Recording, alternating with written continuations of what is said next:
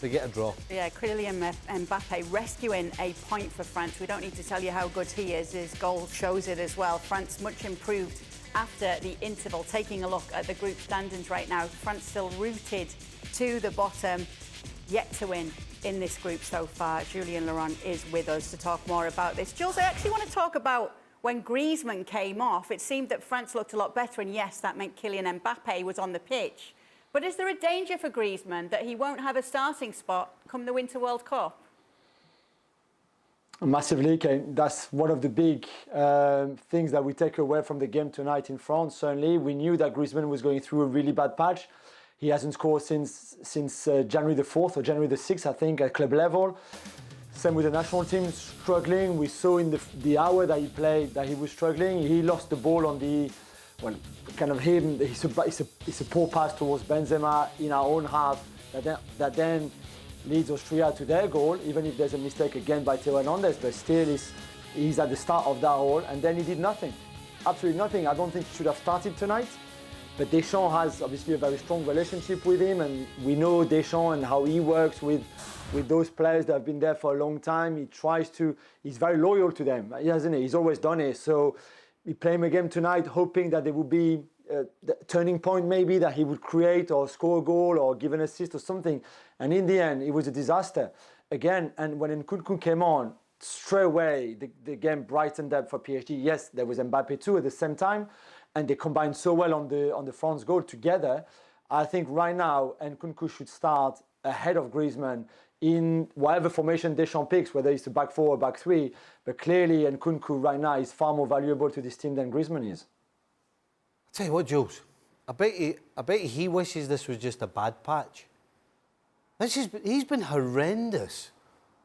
I mean, since he went to Barcelona, he's been horrendous. How long ago is that?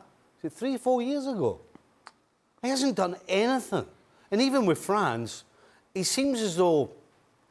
Listen, the loyalty that Deschamps has shown is the only reason he's in the squad, never mind on the field. And for France, every now and again, he's kind of like one of those players that get a coach the sack.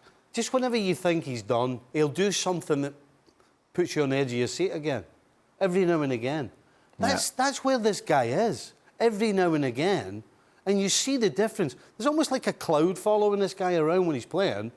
And you said it again, and we saw it again in this game, when Nkunku comes on and Mbappe, and the cloud disappears, they look a different side. Deschamps is going to have to realise this and do something about it, surely. Jules? Yeah, you're right, Stevie, completely. It's a perfect analysis of the whole situation. Every time the debate is there about Griezmann's position as a starter in that team, he comes out of the box and scores or does something special, and so then the debate goes away, and then he inevitably comes back because he's 30 now. As you said, he hasn't been playing well at club level for a while now.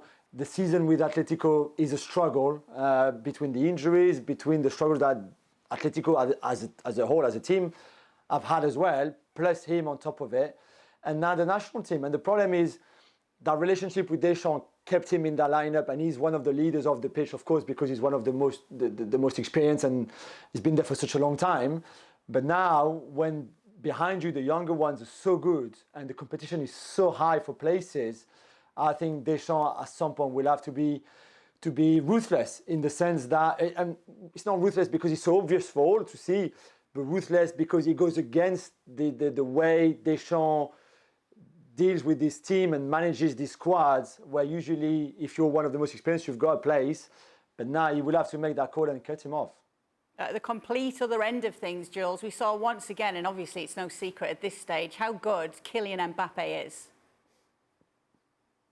Incredible, and what's even funnier, Kay, is that the last 5 times he was a sub, or he came on as a sub, he's involved in 5 goals. So as a starter, he's obviously amazing, but you could even use him if you want as an impact sub.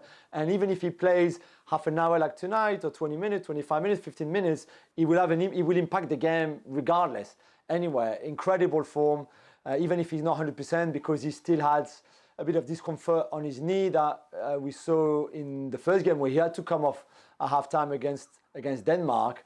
But he's just so good, so indispensable. Even Benzema, when he's not playing with him, doesn't look the same either. So Yeah, Kylian, of course, which we knew. You're right, we knew, but it's always good, especially when the national team is struggling like this. 2 points out of 3 games. It's a good thing for them that Croatia won away in Denmark, because otherwise Denmark would be even far more ahead.